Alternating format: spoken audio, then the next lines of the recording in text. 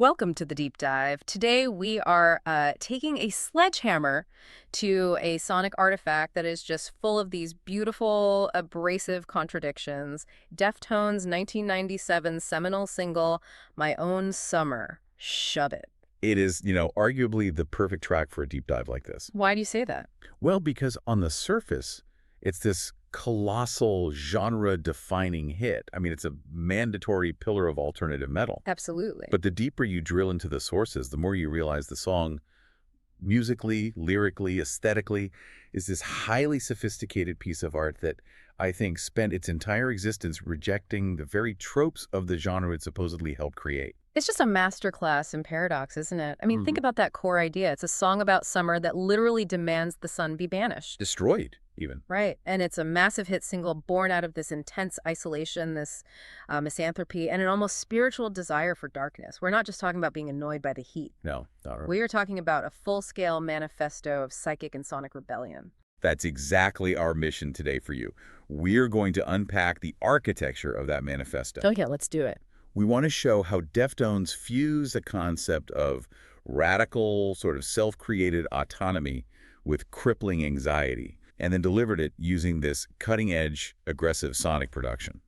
Our sources are pretty exhaustive on this. Covering what, exactly? We've got confirmed lyrical analysis from Chino himself, technical musical theory breakdowns, the production genius of Terry Date, and the track's really surprising, decades-long cultural echo. And before we get into, the suffocating Sacramento heat that inspired this whole thing, we have to start with the single most intriguing piece of documented evidence we found. Oh, this is a magnificent detail. It really speaks to the song's accidental cultural profundity. I love this. So My Own Summer, Shove It, released in 1997, contains the first verifiable documented use of the modern slang term, big mood. It's just astonishing, isn't it? They unintentionally created a piece of modern internet language. I mean, a decade, maybe more, before social media even took off. So when Chino Moreno sings, "Hey, you, big mood, guide me to shelter," he wasn't just, throwing out strange, evocative poetry. Well, it certainly works that way, but no, it's deeper. He was describing an overwhelming, shared, and dominant emotional atmosphere.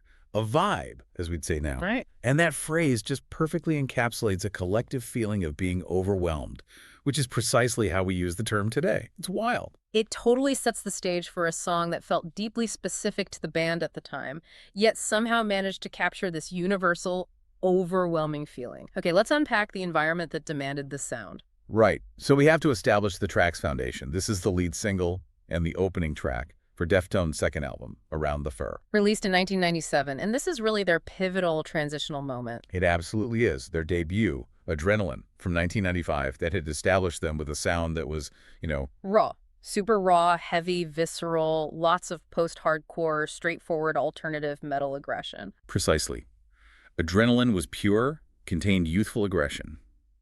Around the Fur, however, it moved toward a much more textured, nuanced, and almost cinematic aesthetic. It still had the sheer heaviness, though. Oh, absolutely.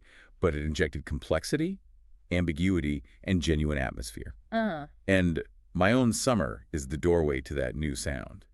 It keeps the aggression, but wraps it in this thick layer of existential dread. And the genesis of the track is so incredibly grounded and literal, which, as we often see, is where the most powerful metaphors come from. What was the confirmed real-world inspiration behind Chino writing a song that just demands the sun disappear? It came from pure, suffocating physical discomfort, the kind that just grinds your nervous system down to nothing. I think we've all been there. Yeah. The sources confirm the song was written during a brutally hot summer. He was either in Sacramento, where he lived, or while the band was recording early demos up in Seattle. And Chino is an admitted night owl. Right. He thrives in the dark. He does. He's working on music late into the night, which meant he had to try and sleep during the day through this relentless, bright, oppressive heat. Which, if you've ever tried to sleep through a Sacramento summer day, it's nearly impossible. Exactly. He described the relentless sunlight and intense heat as a source of genuine torment. He said the light would burn his eyes when he woke up, just shattering his ability to rest or concentrate. So his response wasn't poetic at first, it was practical. Intensely practical. And that practical solution became the literal central metaphor of the entire song. The famous aluminum foil solution. Yes, he physically covered his apartment windows with aluminum foil, just completely blocked out the light and heat to create an artificial, dark, cool, controlled environment. And this is where the core philosophical reading of the song really starts to take shape, isn't it? It's the launching point. So the title, My Own Summer, it's not just some poetic wish for a different kind of season. No, it's a desire for a custom-engineered summer, one that's free from the dictates of nature and light. It's a radical act of architecture. It is the narrator using simple household technology, the aluminum foil, to create a safe internal space. It's a literal desire to shove the actual sun aside so he could have a summer that was entirely his own creation, defined by shadow, defined by solitude. You mentioned in the prep for this that there's a specific philosophical concept that fits this perfectly. Yes, this is where the idea of techno-gnosticismo de la privación sensorial, or TGS, is so relevant. Okay, let's break that down for everyone. TGS, techno-Gnosticism of sensory deprivation. It sounds heady, but it fits the narrative perfectly. It does. So Gnosticism, in a nutshell, posits that the material world is inherently flawed or evil, and salvation comes through secret knowledge, or gnosis. Okay. TGS specifically suggests that because the material world is defective, in this case, the sun and the heat salvation has to come from self-created internal technology, or, mechanical action that isolates you from that flawed external world. So Chino's aluminum foil is the perfect expression of this. It's a textbook case. Yeah. A technological fix for a defective, hot material universe. So that physical heat, that irritation, it translated instantly into this emotional and philosophical agitation. Precisely. Chino confirmed that this literal heat translated directly into intense agitation and misanthropy.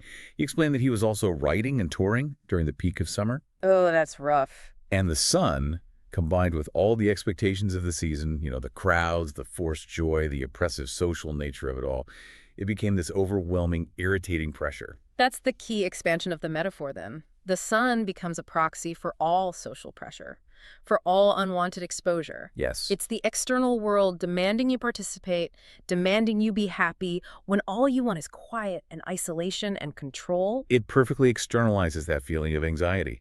The literal light and heat force him indoors, right? And then the crowds that flood the streets during summer just reinforce that feeling of being besieged by the world. The song is fundamentally a declaration of the right to reject the cultural norm of mandatory summer bliss. And speaking of pressure, the band itself was experiencing immense internal strain while recording around the fur. They were up in Seattle at Studio Litho, which is owned by Stone Gossard of Pearl Jam. Right. And what were the band dynamics like during this really pivotal time? The sources suggest the sessions were incredibly intense. They were fueled by this massive creative ambition, but also by rising internal turbulence. And the most illustrative anecdote we have concerns the late bassist, Chi Cheng. What happened? Well, sources confirm that he was so restless and perhaps overwhelmed by the touring grind and the band's demanding creative process that he seriously considered quitting the band entirely during this period. To become an English teacher, of all things, that's a huge philosophical shift right as the band is defining the very sound that would make them iconic. It is. And it just underscores this profound existential search for identity that was encapsulated in Around the Fur. Yeah, this young band, they're facing mounting expectations, they're dealing with touring fatigue, and they're wrestling with their sound. So Chi's near departure kind of emphasizes that restless, agitated, almost desperate energy. The longing for escape, the desire for definition, all of which My Own Summer captures so effectively. It's blending that sonic transition with personal turbulence.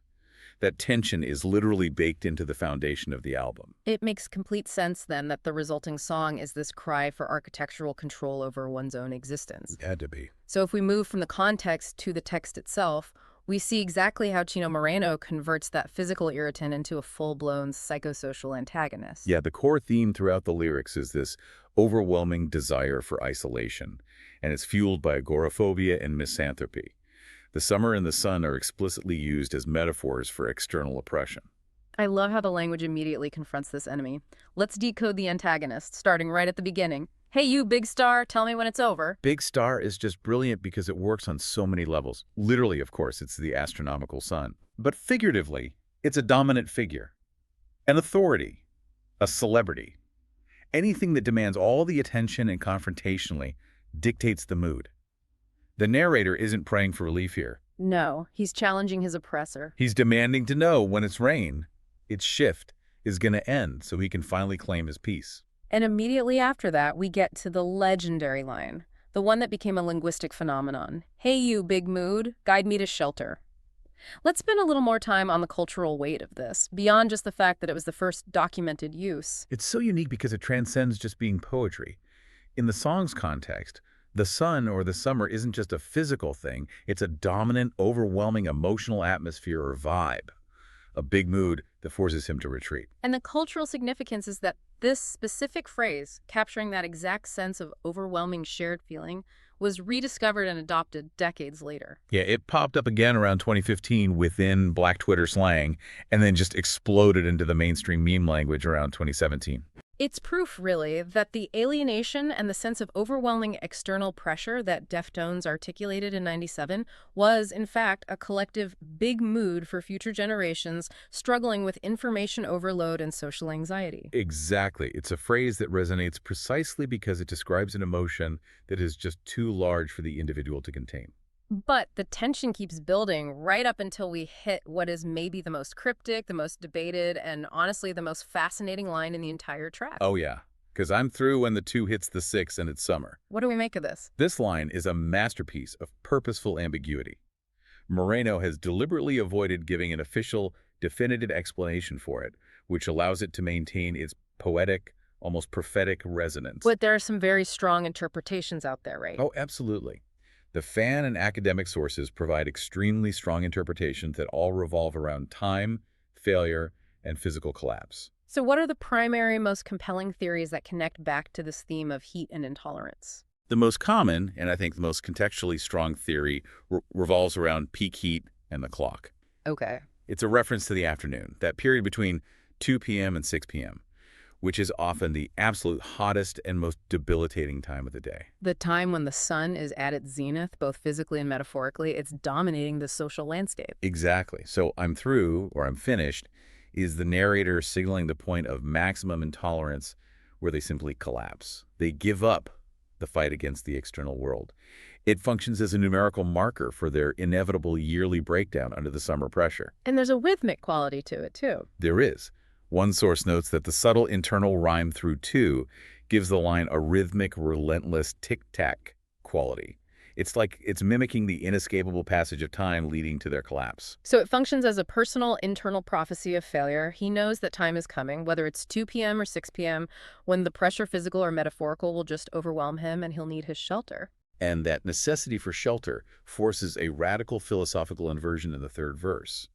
If the material sun is the antagonist, then the spiritual and physical darkness has to be the savior. Which brings us to the shade is a tool, a device, a savior. And this is where that simple physical concept of shade is elevated to near religious status, linking back perfectly to that TGS concept we talked about. Absolutely. The darkness, or the shade, is explicitly defined as non-negative. It's an engineered mechanism of defense and, crucially, redemption. The sources highlight this as the core philosophical inversion of light. So the shade is a tool. Something actively created and utilized for survival. And a savior, something that rescues him from the tyranny of the outside world. This ties right back to the literal act of covering the windows with aluminum foil. The shade is self-created technology against the defective world that burns his eyes. And the lyrics show his painful attempt to conform, to participate in the external world, is immediately rejected by his own nature. See, I try and look up to the sky, but my eyes burn. It's the perfect metaphor for failed conformity. It is. He attempts to accept the social norm, to look towards the light or the outside world, but it just results in immediate painful rejection. His inherent introverted nature is simply incompatible with that kind of exposure. It dictates that he has to retreat. And this rising emotional pressure finally detonates in the track's cathartic centerpiece. The shove it, shove it, shove it chorus. It's repeated 12 times. It's not a passive request for silence. It's a violent, demanding, physical mantra. It's a pure guttural act of agency. And the precision of the language is key here. How so? He doesn't demand the sun be destroyed or vanished. He demands it be shoved aside. It's a literal command for forced repositioning. A violent demand to clear a physical and psychic space for the self, to allow for his personal manufactured darkness to reign. It's a demand for control. And once that violence has successfully cleared the path, we arrive at the poetic payoff in the post-chorus. It describes his perfect, desolate, gothic utopia. I think God is moving its tongue. There's no crowds in the street and no sun in my own summer. That is the song's ultimate victory statement.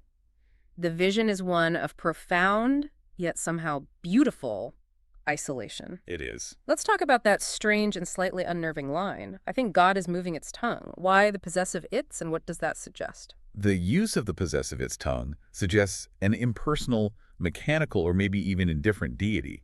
It's not a benevolent, human-like God. So what is the communication? It's a divine, nonverbal communication. It's possibly the sound of thunder announcing the desired summer storm. The storm, the rain, the resultant darkness that becomes the divine event that brings the requested silence and shade. And the outcome is the narrator's perfect world. Empty streets, which resolves the agoraphobia and misanthropy. Right. And no sun, meaning the external oppression is ended. The post-apocalyptic scenario is viewed not as a tragedy, but as total personal victory and peace. It completely inverts the conventional narrative of summer happiness. His salvation comes not from joining the light in the crowd, but from creating a world of shadow, solitude, and control. It proves that radical introversion can be an act of successful rebellion. Okay, so that lyrical manifesto, it only achieves its physical impact because of how the sound is constructed. Absolutely. And that leads us right into the architectural genius of the producer, Terry Date. His work here is just transformative. Terry Date's collaboration with Deftones on Around the Fur essentially defined the high-fidelity metal sound of the 90s, especially for bands tuning this low. And Date's philosophy was deceptively simple, but incredibly difficult to execute. Which was? Clarity in the weight. Clarity in the weight. And why was achieving clarity such an existential challenge for this particular track? Because of the tuning. Stephen Carpenter used a 7-string guitar tune to drop C sharp, that's C sharp, G sharp, C sharp, F sharp, D sharp. Which is incredibly low. It's bottom heavy. And when you drop instruments this low, and then you introduce the level of heavy distortion they employed, the low-end frequencies, they tend to collide. They accumulate into this undefined, chaotic mud. Right, you lose all the definition. You do. And Date's genius was ensuring that, while the sound was absolutely colossal, every single instrument, the low bass, the drums, the 7-string, still had its own dedicated space in the spectral frequency range. So let's focus on Carpenter's guitar. The riff is instantly recognizable, built on that heavy, dissonant foundation. It's a massive churning riff. It's driven by aggressive palm muting, and musically he uses suspended chords, specifically sus2 or sus4 variations. And for those who don't know music theory, what does a suspended chord do? These are chords that contain a built-in dissonance. They don't feature the third interval, which is what traditionally defines a chord as major or minor. So they give you no sense of harmonic resolution. So the sound itself is unresolved tension. Exactly. That musical lack of resolution perfectly mirrors the emotional tension of the lyrics. The problem is never truly solved. The summer never fully ends. The narrator is perpetually uncomfortable and on edge. And to achieve the sheer physical size of that sound, Date layered multiple guitar takes and used aggressive stereo panning. He did. Yeah. How does that stereo panning contribute to the feeling of being overwhelmed? Well, the guitars are paneled hard left and hard right, sometimes with different guitar sounds on each side. It creates this stereo wall of sound. Right. And when you listen on headphones, that wall feels physical. It feels encompassing, like the room is closing in on you. It delivers the sound of that violent demand, the shove it, with a genuine crushing impact. And the architecture of the entire track is dependent on this dynamic contrast. The famous Deftones quiet loud structure. It's a masterclass in dynamic tension building. It's designed to emulate the emotional progression of the narrator. The verses are minimalist, they're rhythmic, and they're highly contained. And Date's production creates that claustrophobic space, using filtered vocals, subtle textures, and tight, almost militaristic drumming. The sound is designed to feel like you are trapped inside that small, hot room, just pacing in your own anxiety. And then the chorus is the inevitable cataclysmic explosion. It's the moment the emotional pressure relief valve just blows. The sound dramatically opens up. The compression on the vocals is released, the layered guitars hit full power, and the sound delivers pure physical catharsis. It is the sonic manifestation of the narrator finally screaming his demand. The drums are absolutely vital to both sides of that dynamic. Abe Cunningham's snare sound on this album is almost universally recognized. It's a signature. It is legendary. Abe Cunningham's snare sound is aggressive, it's acute, and it's extremely dry. It is highly compressed and Yeah. tightly mic'd, so it almost pops. And that allows it to slice cleanly through the massive heavy guitar layers without ever getting lost. Precisely. For countless fans, that initial precise snare fill that kicks off the song is a Pavlovian trigger. It announces the explosion. The anticipation is immediate. And the groove in the verses is anything but straightforward metal drumming. No, it's complex and syncopated. It's heavily influenced by the hip-hop rhythms that Deftones embraced. The groove creates a sense of stalking or a secco, The feeling of the narrator restlessly pacing inside their shelter. unable to find a comfortable rhythm.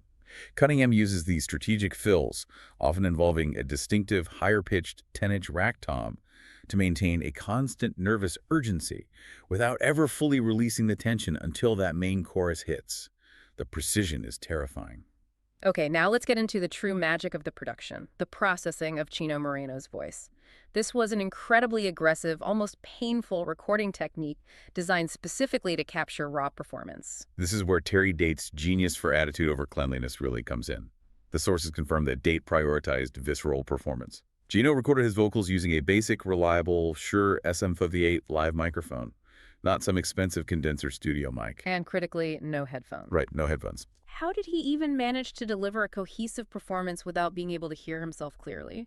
Date just bypassed the typical studio setup. He pumped the music out of large floor monitors at stage volume. We're talking around 110 dB SPL. Which is deafeningly loud. It is. And Chino sang over that crushing monitor mix. Mhm. Then, Date took the microphone signal and aggressively compressed it, often using a ratio of 10.1. Okay, let's break down that 10.1 compression. For the listener, what does that mean sonically? A 10:1 compression ratio is extremely aggressive. It means that for every 10 decibels the voice level goes up, Date allowed only 1 decibel to pass through. This completely flattens the dynamics. It brings the quietest parts up and crushes the loudest peaks, making the entire vocal performance intensely present, immediate, and raw. And the unavoidable consequence of singing over 110 dB monitors would be. Acoustic bleed. The sound of the music blasting from the monitors bled into the vocal mic. Most producers would work hard to eliminate that. But Date embraced it. He did. That monitor bleed, the sound of the guitar and drums leaking in, is what gives the final vocal track its specific, raw, and immediate sonic texture.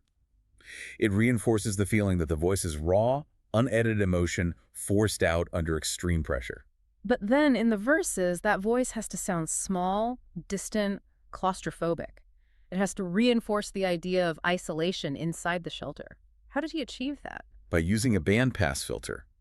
In the verses, the voice is small and distant because Date aggressively filtered out both the high-end sparkle and the low-end warmth. The megaphono or lo-fi effect. Exactly. If you think about listening to someone talking through a thick wall or an old CB radio or maybe an ancient telephone receiver, you only hear the mid-range frequencies. This production choice literally reinforces the theme of isolation. Chino sounds like he's broadcasting his anxiety from deep inside his aluminum-foiled shelter, separated from the outside world. And the emotional payoff comes when the chorus hits. The instant the chorus detonates, that bandpass filter is immediately dropped. The voice is unfiltered, raw, powerful, and right up front in the mix, delivering the full emotional explosion, the pent-up energy finally released. So this dynamic shift is entirely production-driven.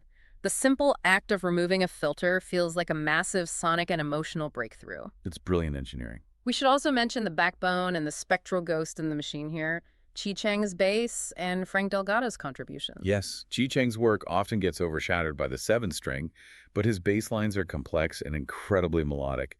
They hold the rhythmic and harmonic structure together in that drop C-sharp environment. He provides the anchor that prevents the low end from just collapsing into mud. And then you have Frank Delgado. His role, before becoming a permanent member, was subtle textural work. Crucially subtle. The sources detail the inclusion of the whispered sound of cloud, which acts as a ghost-like wish for refuge. It's a subtle, ethereal sample mixed with heavy reverberation that functions as the narrator's deepest desire for cover, haunting the edge of the soundscape. It's the technical realization of the shade as a savior. It is truly a piece of engineering. Every single element, from the tuning to the compression, is designed to make you physically feel the heat, the frustration, and the eventual violent emotional release. Which brings us to its legacy. The song's massive impact transcended audio and was cemented by the iconic music video directed by Dean Carr. The visuals immediately translated the song's themes of claustrophobia and raw external threat. The concept is so visually arresting. The band is playing inside and sometimes on top of these platforms or cages in the middle of a large body of water, Lake Piru near Los Angeles. And the symbolism is powerful and multi-layered. The cages themselves represent the forced confinement of the shelter, which is supposed to be safe, but is simultaneously a prison. And they're surrounded by water, which represents chaos, latent danger. Exactly. And the sources detail the inclusion of the white sharks, which were filmed separately in Australia, of course, and spliced in. They represent the latent aggression, the uncontained power of nature, and the raw threat surrounding the band. They reflect the threat and claustrophobia the narrator feels, that feeling of being besieged by the elements in the outside world. And fittingly, for a song about existential discomfort, the filming itself was notoriously difficult and dangerous. Right. The sources mentioned that anecdote that Chi Cheng actually fell out of one of the cages during filming. He did. That's a serious risk while filming a rock video. For sure. And worse, due to the less than pristine conditions of the lake water, his dreadlocks ended up smelling foul for an entire week afterward. It's a very real-world consequence that reflects the song's themes. The struggle against the elements is painful and messy, even if the result is poetic. So given this intense creative output, both visual and sonic, what was the commercial outcome that established this track as their breakthrough? My Own Summer was undeniably Deftones' commercial breakthrough single. Interestingly, it didn't initially crack the Billboard Hot 100 in the US. But it got huge radio play. Overwhelming rotation on major alternative and rock radio stations, and crucially, it soared to number 29 in the UK singles chart, which provided them with massive, defining international exposure. And this international exposure paved the way for the cultural phenomenon that elevated them beyond just music industry circles, the Matrix Association. This is a monumental moment in their cultural history. The song was prominently featured as the #1 track on the Matrix soundtrack album in 1999. But it's important to clarify. The song is not heard in the film itself. Correct. But the soundtrack album became a cultural monolith. It sold millions and millions of copies. And the film defined that dark, futuristic, technologically oppressed aesthetic of the late 90s and early 2000s. Absolutely. So by being the flagship track of the soundtrack, Deftones' specific sound complex, dark, technologically advanced, and emotionally volatile, was permanently associated with that film's mood for an entire generation of sci-fi fans. This positioned them far outside the narrow confines of their genre peers. Speaking of genre, we have to tackle the ultimate paradox one final time. This song became a pillar of nu metal. It influenced countless bands with its aggression and drop tuning, yet the band consistently rejected that label. Their rejection was highly intentional and deeply felt. While nu metal often relied on, simple repetition and straightforward masculine aggression, Deftones were rapidly incorporating elements of shoegaze, dream pop, and complex ambient textures. They consistently pushed for a sound that was more to the left of center than bands like Korn or Limp Bizkit. They used the tools of the genre, Yeah. the heavy low end, the syncopated rhythms, but they infused them with a vulnerability and poetic depth that the genre often lacked. My Own Summer is the perfect bridge then. It is. It blends the sheer aggression and tuning of adrenaline with the atmospheric and poetic ambition they would fully perfect on White Pony shortly thereafter. It's the song that proved metal could be heavy and aggressive, but simultaneously sensitive, emotional, and complex without sacrificing an ounce of physical weight. And of course, there is that unique, enduring linguistic legacy. We have to reiterate that verified fact one more time. It contains the earliest documented use of the phrase big mood in 1997, a phrase that would eventually evolve through digital communication into a mainstream meme decades later. It's an accidental masterpiece of cultural forecasting. It is. They captured an ambient feeling of being overwhelmed and alienated that transcended the music itself and eventually became a permanent part of how we communicate shared overwhelming feelings digitally. So finally, let's return to those profound academic readings. The song's philosophical depth, summarized by that concept of technognosticismo de la privation sensorial, TGS, it really is the ultimate summary of the track's intent. It's the unifying concept. TGS suggests that salvation comes from self-created technology, the literal aluminum foil, the sound production engineering, the shade used against a defective material world, which is the sun. The song is a 3-minute, 35-second manifesto of radical autonomy and introversion. A deliberate rejection of the conformist expectations of summer joy. And ultimately, the philosophical inversion of light itself. That's a tremendous shift from simply being angry at the heat. The personal complaint is elevated to a spiritual, self-made rebellion against a flawed reality. So as we synthesize this deep dive, we realize that My Own Summer, shove it, is so much more than an aggressive rock anthem. It is a meticulously engineered sonic landscape where every single technical decision directly serves the emotional and psychological intent of the lyrics. The massive drop C-sharp tuning provides the physical abrasive weight. Terry Date's aggressive 10.1 compression on the vocals delivers the intimacy and the scream. And the bandpass filtered verses create the psychological cage that the narrator is so desperate to escape. In less than 4 minutes, Deftones created a perfect fusion of abrasive sound and intimate poetry. It's a testament to the profound power of taking a mundane, painful physical experience, that literal, suffocating heat, and transforming it into a universal anthem for the alienated, the misanthrope, and frankly, anyone who just desperately needs the world to leave them alone for a while. The ultimate act of rebellion for the narrator is creating that private universe where the rules are reversed and the darkness is the savior. So as you revisit this track now, understanding its layers of technical and philosophical depth, maybe consider this provocative thought. What is the sun in your own life? What societal expectation, what pressure for extroversion, what demand for conformity do you need to metaphorically shove aside to achieve your own summer? That private, autonomous space where you are fully in control. That feeling of desperately needing to architect and control your immediate environment, to create your own sanctuary against the noise, that's profoundly relevant today. My Own Summer is not just a song about 1997. It's an instruction manual for radical introversion. It truly is a song of profound control achieved through artistic defiance. And that's where we wrap up this deep dive. Thank you for tuning in to The Deep Dive.